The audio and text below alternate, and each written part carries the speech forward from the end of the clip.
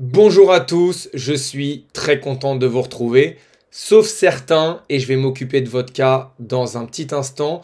Mais voilà, de mon côté, tout va bien, je suis très content de faire cette vidéo parce que voilà, le tournoi de Rome, il me plaît, ça y est, on a laissé derrière nous le tournoi de Madrid. Aujourd'hui, on a pas mal de choses à se dire.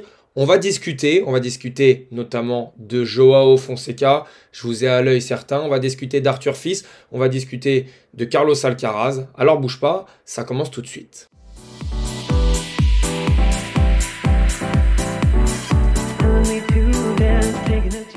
On va pas tourner autour du pot très longtemps. Vous l'avez vu sur ma miniature. Surcoté, Joao Fonseca. Alors, j'ai eu le malheur de poser la question sur mon Instagram, sur mon compte Instagram.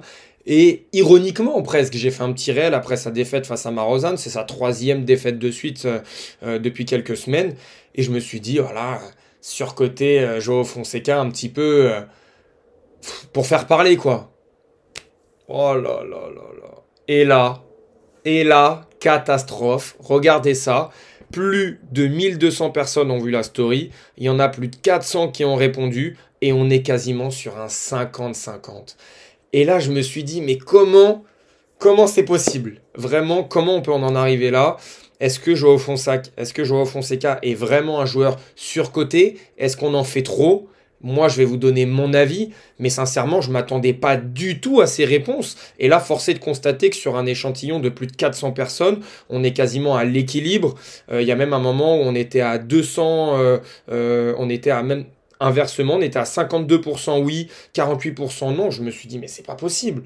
Vraiment, c'est pas possible. Donc là, je vais rétablir l'ordre, je vais rétablir la vérité dans cette vidéo. Je pense, sincèrement, qu'on n'en fait même pas assez avec Joao Fonseca. Voilà, c'est simple, c'est posé, j'ai posé le cadre. Et je crois qu'on ne se rend pas compte du style de joueur que c'est. Je vais essayer de tout dire dans cette vidéo. C'est pas évident parce que, effectivement, quand on branche la caméra comme ça, on a envie de dire plein de choses et on oublie. Donc, déjà pour commencer, Joao Fonseca, c'est sa première vraie saison sur le circuit. Regardez les stats. 23 victoires, 8 défaites, dont 3 consécutives. C'est-à-dire qu'il était en 23-5. Il a déjà remporté 2 challengers. Il a déjà remporté un tournoi ATP. Alors, il a même passé, on se souvient, un tour en Grand Chelem face à Roublev. Alors oui, on peut dire que dans les plus gros tournois, bah, c'est un petit peu plus compliqué. Troisième tour à Miami, deuxième à Indian Wells, deuxième à Madrid. Bref, mais comment on peut dire surcoté juste parce que le joueur vient d'enchaîner 3 défaites de suite? Parce que c'est ça ce dont il s'agit. Effectivement, il y a quelques semaines, personne ne disait Joao Fonseca est surcoté. C'est juste que quand un joueur enchaîne quelques contre-performances, et encore parce qu'aujourd'hui tous les joueurs se valent plus ou moins, surtout dans le milieu du top 100, et Fonseca pour l'instant a 18 ans, bah oui, sur un match il peut peut-être jouer top 10, mais son niveau moyen, on en est loin. Mais la question c'est de savoir, est-ce qu'on en fait trop? Est-ce qu'on en fait suffisamment? Ou est-ce qu'on n'en fait pas assez? Moi je trouve qu'on n'en fait pas assez. Joao Fonseca aujourd'hui, il a une palette tactique qui est ultra intéressante, mais surtout, il a une palette technique qui doit nous donner confiance. Aujourd'hui, il n'y a aucune faille technique dans son jeu, que ce soit au niveau de ses coups de fond de cours, même au niveau du service à son jeune âge, il est capable de jouer toutes les zones avec tous les effets. Aujourd'hui, il est hyper serein en coup droit parce que techniquement, bah, c'est ultra juste, c'est ultra... comment dire, c'est la technique d'aujourd'hui en fait, c'est très propre. Voilà, j'en perds un petit peu mes mots parce que je vous mens pas qu'au début, j'avais aucune idée que j'allais faire cette vidéo et finalement, bah, je me suis dit là, il faut que je branche la caméra parce que c'est quand même pas normal. Alors oui, il est jeune, oui, son jeu n'est pas encore structuré à 100%, mais quand je vois un jeune joueur de 18 ans qui a des facilités physiques aussi grandes et que surtout techniquement, il m'apporte toutes les garanties, je me dis qu'en fait, au fur et à mesure de sa carrière, ça ne peut que aller dans le bon sens. Le problème des joueurs aujourd'hui, c'est quand ils ont une faille technique très jeune, c'est qu'en grandissant, à l'image d'un Zverev, c'est très dur de passer outre. Aujourd'hui, Fonseca, coup droit, revers, et même dans le petit G, au niveau de la main, il nous a déjà régalé avec ses amortis, on en a déjà parlé.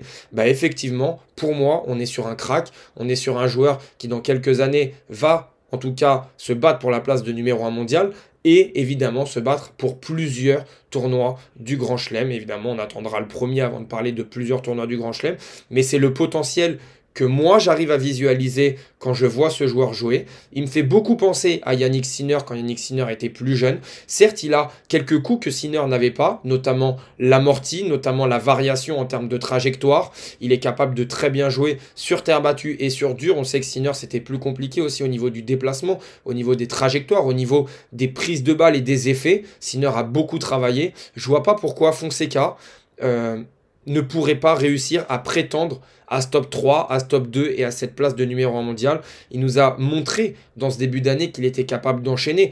Moi, franchement, le tournoi qu'il gagne à Phoenix, bon, Buenos Aires, j'en parle même pas, mais Phoenix, c'est un challenger. Je crois qu'il bat que des joueurs du top 100. Il les enchaîne. Non, franchement, c'est monstrueux.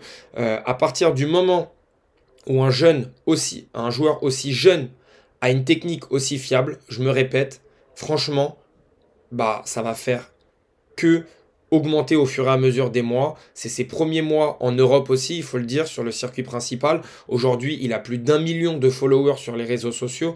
Tout ça, psychologiquement, c'est peut-être un petit peu nouveau pour lui, c'est peut-être un petit peu dur à appréhender. Un petit peu comme avec Carlos Alcaraz, on en a parlé dans la vidéo, notamment de Netflix, où toute cette attente, tout cet engouement autour de lui, maintenant, c'est pas qu'un seul pays, hein, c'est pas que le Brésil, c'est toute la planète entière qui attend qu'une seule chose, c'est de le voir jouer. Oui, c'est pas encore en place, c'est très compliqué, mais malgré ça, si maintenant on parle de son match d'hier, qu'il perd 6-3, 7-6 contre Marozan, il voyait pas le jour de 6-3 à 3-1, il me semble.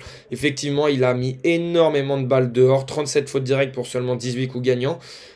Oui, c'est possible que parfois ça parte un petit peu dans tous les sens. C'est pas assez structuré. On peut parfois un petit peu se dire ah, attention, on ferme les yeux et la balle peut partir dans la bâche.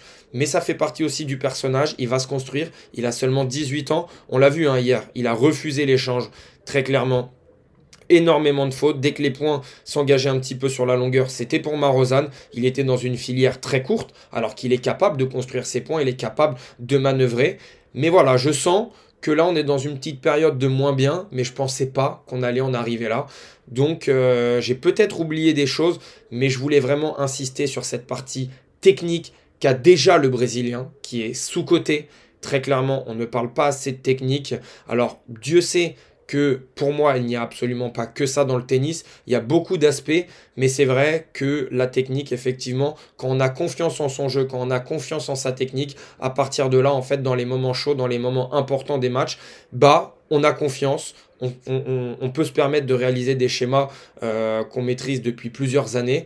Et Joao Fonseca, en tout cas, moi, c'est l'impression qu'il me donne, c'est que dans les bons comme dans les mauvais moments, il a des repères. Et hier, c'est comme ça qu'il a réussi à presque basculer le match, alors qu'il ne voyait pas le jour, puisqu'il a débreaké une première fois Marozan dans cette deuxième manche. Il s'est procuré des balles de break, encore une fois, pour peut-être remporter le deuxième set. Ça ne l'a pas fait. Mais voilà, même dans un jour sans, hier, comme sa technique est fiable, comme ses schémas sont plutôt en place, il s'est permis le droit de rêver, si on peut dire ça comme ça. Et voilà quoi, voilà ce que j'avais à dire sur Fonseca parce que bah, c'est un jeune joueur qui vient à peine d'arriver, qui fait autant parler de lui. Franchement, je trouve ça archi dur, le terme surcoté. Une dernière chose, il y avait un gars qui disait aussi, c'est pas parce qu'un joueur est super fort qu'on peut pas dire qu'il est surcoté. Moi, j'insiste, je trouve qu'on n'en fait pas assez. Alors, dis-moi dans les commentaires, toi, ce que tu en penses sincèrement, parce que ça m'intéresse. On switch avec Carlos Alcaraz qui, lui, vient de remporter son match au moment où je fais cette vidéo. Il est environ 15 h. On a Alexandre Müller qui est en train de perdre face à Tsitsipas. Voilà, c'est pour ça que je ne vais pas trop parler de ce match. Mais Tsitsipas, au moment où je regarde au moment où je fais cette vidéo, il est en train de jouer avec la Blade. Donc, est-ce qu'il a repris son ancienne raquette? Il mène un 7-0 et ça joue plutôt bien. Mais là, on va parler de Carlos Alcaraz qui, aujourd'hui, a dit « Je me sentais très bien, je bougeais très bien. C'était un test pour moi aujourd'hui et je l'ai réussi. J'ai essayé de me sentir à l'aise sur le court sans penser à la blessure. C'était une excellente journée au bureau. Espérons que dimanche sera encore meilleur. » Voilà, globalement, ça a été assez facile pour l'Espagnol qui s'impose 6-3, 6-3. Je trouvais que sincèrement, il n'avait pas forcé. Il était assez facile. Bon, il mène 5-0 désormais face à Lajovic dans les confrontations directes. Moi, je suis plutôt content de voir Carlos Alcaraz comme ça, gagner un match sans vraiment se dépenser, sans vraiment forcer. On l'a vu tout de suite, dès le début du match, être capable de trouver des angles, être capable de jouer avec les hauteurs, être capable de pilonner aussi Lajovic, de poser ses appuis, de faire très mal, d'envoyer plusieurs coups droits à plus de 150 km/h, comme d'habitude dans la variation, avec les amortis, quelques montées.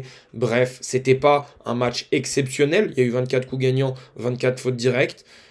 Bon, ce qu'on peut dire ici, c'est que c'était un match, globalement, même quand on regarde les stats, c'est ça qui est assez drôle, c'est que c'était assez équilibré, j'ai envie de dire, voilà, 35-31, 20-13, 11-8, il y a une petite domination un peu partout, mais surtout, il y avait une telle marge visuelle quand on regardait le match, qu'il a fait la course en tête durant toute la partie, et c'est lui, clairement, qui décidait quand le match allait se terminer. C'est assez rare pour être souligné globalement parce que Carlos Alcaraz, on l'a déjà dit, on a déjà assez pesté. Parfois, il se rend les matchs compliqués. Donc pour moi, ça, c'est une bonne victoire. Très clairement, 3-3, on passe à la suite. Clairement, ça, c'est important.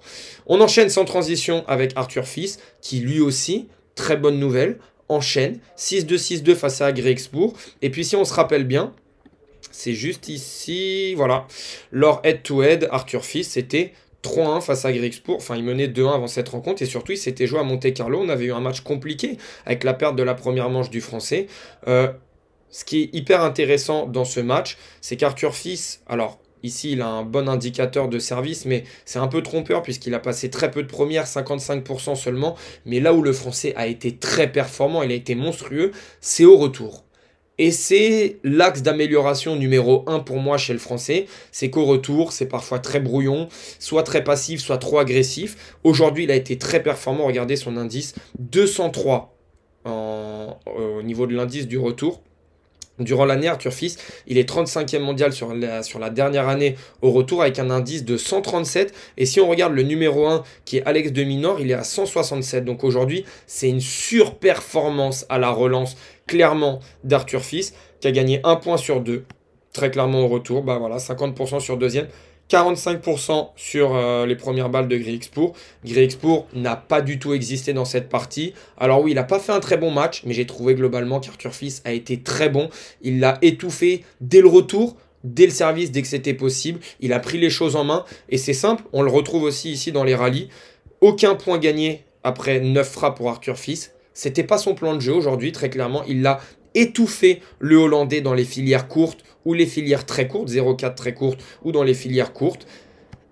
Quand il joue comme ça, très clairement, on le sent, sa lourdeur de frappe est hyper impressionnante. Ses trajectoires, il a enfoncé Griekspoor, qui certes n'est pas un spécialiste de terre battue, et ça se ressent aussi au niveau de ses déplacements, mais on sent la puissance du Français dans la raquette du Hollandais. Aujourd'hui, il n'y avait pas match, et ça fait plaisir, parce qu'Arthur Fils s'impose comme un véritable top 15 de ce circuit. Ça fait plaisir de le voir faire des matchs aboutis de cette façon. Lui aussi, un petit peu à l'image d'un Carlos Alcaraz, plusieurs fois se rend les matchs compliqués, ou même parfois, il y a encore quelques semaines, quelques mois, perdait ce genre de match en faisant peut-être des non-matchs ou en ratant des occasions. Aujourd'hui, c'était net et sans bavure. Donc voilà, une petite vidéo qui fait plaisir parce qu'il y avait 2-3 choses à se dire. C'est des joueurs qui font parler, Fonseca, Alcaraz, Arthur Fils. Donc toujours un plaisir. Moi, maintenant, il est l'heure pour moi d'aller travailler. Donc, je ferai une petite vidéo peut-être plus tard pour parler de Tsitsipas, Musetti ou notamment de Yannick Sinner demain. On verra. Comme d'habitude, si tu as aimé la vidéo, lâche